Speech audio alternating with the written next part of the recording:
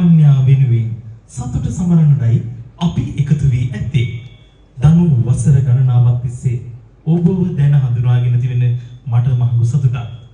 පවන්‍යා සමග ඔබ දෙපළ මෙසේ දැකීම විශේෂ දෙයක්. සැබෑ ආදරේ ඔබ එකිනෙකිනා ඔබේ ප්‍රේමයේ ජීවිතේ වටිනාම දෙයයි. ආදරයෙන් ජීවිතය මිහිරි කරන සියලු කුඩා විශාල අවස්ථාවන්ගෙන් පිරුණු අනාගතයකට දනු සහ පවන්‍යාට අපි සුබ පතමු. දෙමු අපිම එකතු වෙලා හොඳ අත්පල සන්නාදයක්.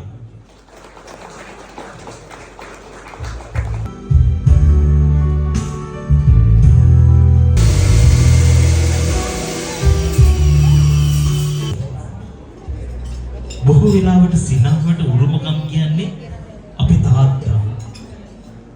අපි පවන්‍යාගේ ආදරණීය තාත්තට ආරාධනා කරනවා මේ වේදිකාවට අපිත් එක්ක එකතු වෙන්නට කියලා.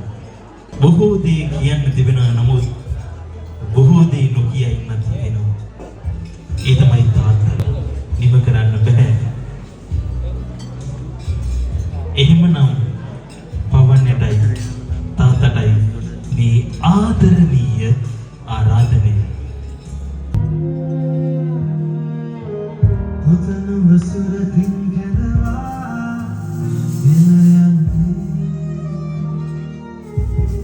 මං හිතන්නේ බොහෝ කඳුළු තිබුණා තාත්තා ගැස්සල.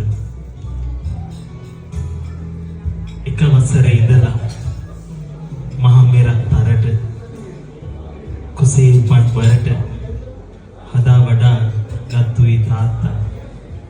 අද දෝත පුරා ගෙනවිත් දෙනවා පවන්‍යව දනුවට. ඒ තමයි අපි සැබෑ ආදරේ හොයද්දී සැබෑ ආදරේ උරුගමගම් කිව්වේ තාත්තා සැබෑ ආදරණීය කෙනෙකුට බාර දෙනවා. අද ඒ තමයි හිමින්නේ. අපි චුට්ටක් මේක වෙනස් කරලා පුංචි කතාවකට යමු. හරි අපූර්ව යාළුවෙක් ඉන්නවා.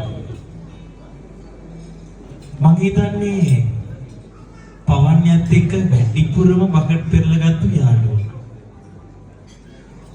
දැන් මේ යාළුවා හම්බෙච්ච කතාව කාටවත් කියන්නේ නැහැ. මෙයා මෙතනට ආව පස්සේ කියන්නෙත් නැහැ කතාව. මෙයාව හම්බෙන්නේ මහ රැහැ කරුවලේ බය වෙලා කෑ ගහලා.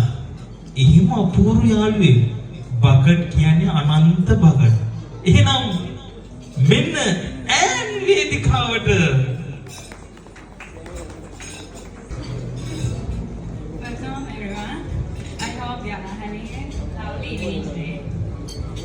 If you haven't had the chance to meet me yet, this is දැන්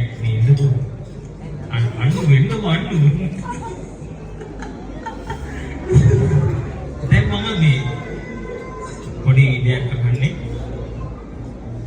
දැන් ඇත්තටම ඇඳවල දෙකේ හා පැත්තේ මෙහා පැත්තේ ඉඳලා නිදියගෙන මාර යාළුකමක් තියාගෙන අද පවන්‍යව අනුගේ ඇත්තලා අද පවන්‍යා යනවා. මොකද හිතෙන්නේ අනුර?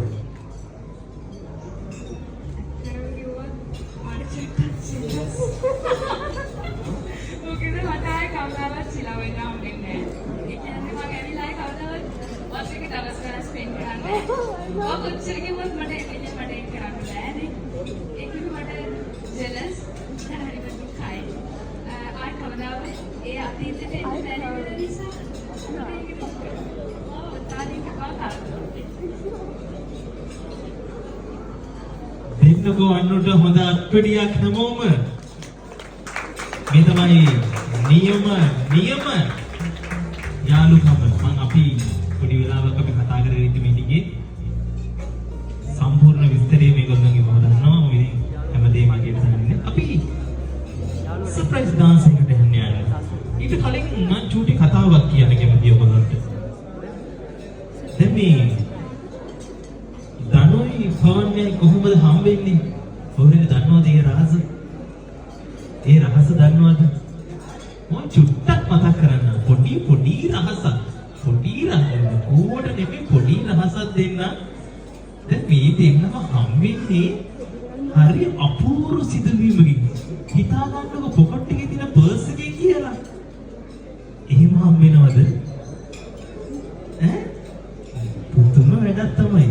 මේ පර්ස් එක නැති වෙලා එහෙම අපූර්ව සිදුවීමකින් හම්බෙච්ච දෙන්නේ තමයි මේ දෙන්න. මම ඉස්සරහට තව කතා ටිකක් කියන්න වෙන්න. අපි යමු සර්ප්‍රයිස් ඩාන්ස් එකකට. මෙන්න ඊළඟ ඩාන්ස් එක. ඔබ වෙනුවෙන් පුංචි හඬක් අවදි කරන්න යන්නේ. ඉතින් අප්පුටි ගන්න බෑනේ කන වෙලාවේ නේද? පුදුම කතා ටිකේ තමයි අප්පුටියත් එමු සතුන්ට.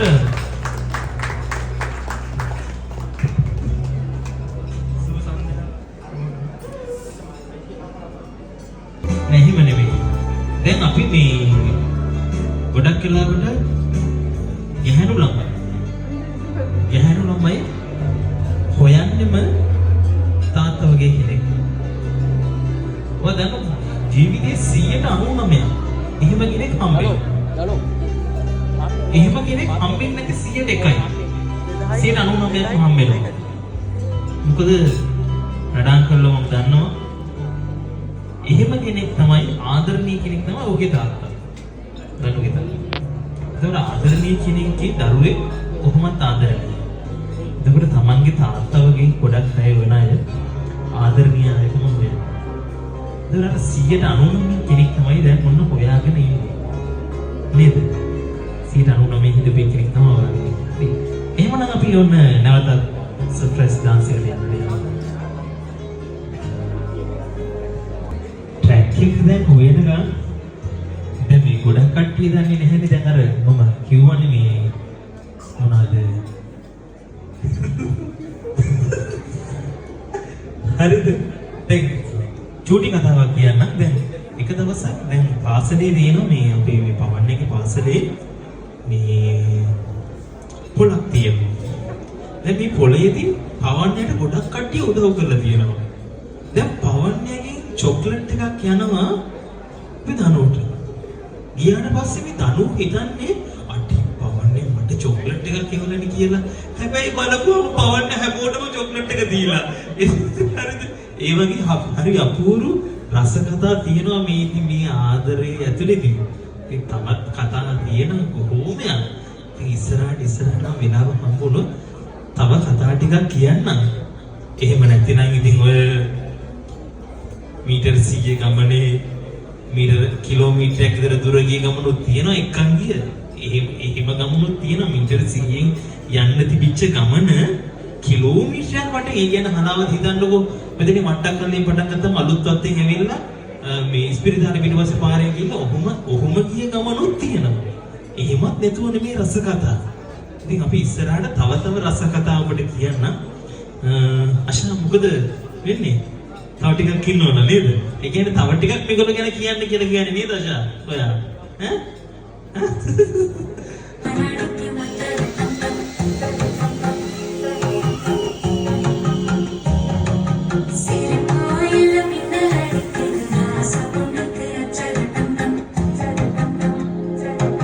දැන් මේ අපි තව කපල් එකක් ලෑස්තිලා ඉන්නවා සර්ප්‍රයිස් ඩාන්ස් එකකට. ඇන්නකේ එහෙම ඉන්නව නේද? හරි ඊට කලින් දැන් මේ දනුව නරක කරපු කෙනෙක් ගැන පොඩි කතාවක් කියන්නයි යන්නේ. දැන් දනුව නරක කරලා තියෙන්නේ කවුද කියලා දන්නවද? පවන්‍යගේ බබාලා දෙන්නගේ අම්මා. කවුද? තනෝජ අක්කා. ඒක දවසක් දැන් මේ තනෝජ අක්කාගේ ෆෝන් එක උදුරලා බලගෙන තනෝජ අක්කා කියන අලුත් ටීචර් කෙනෙක් ඉස්කෝලේට ඇවිල්ලා මල්ලි කියලා. දැන් මේ මල්ලි ෆෝන් එක උදුරලා අරගෙන බලලා කවුද මේ ටීචර් කියලා. ඊට පස්සේ කියලා මේ ටීචර් නම් කළුයි කියලා. හැබැයි මේ ෆොටෝ එක black and white එකක්. මෙයා කළු නැහැ. හරිද? කළු නැහැ. හැබැයි කොහොම හරි ටීචර්ව දැක්කට පස්සේ පොඩි ක්‍රෂ් එකක් ඇවිල්ලා. හරිද? පොඩි ක්‍රෂ් එකක් ඇවිල්ලා. දැන් ඔහොම තමයි දැන් ඔය සම්බන්ධي පටන් ගන්න ක්‍රෂ් එකෙන් මේ පැත්තත් ඒ පැත්තත් ක්‍රෂ් එක බවට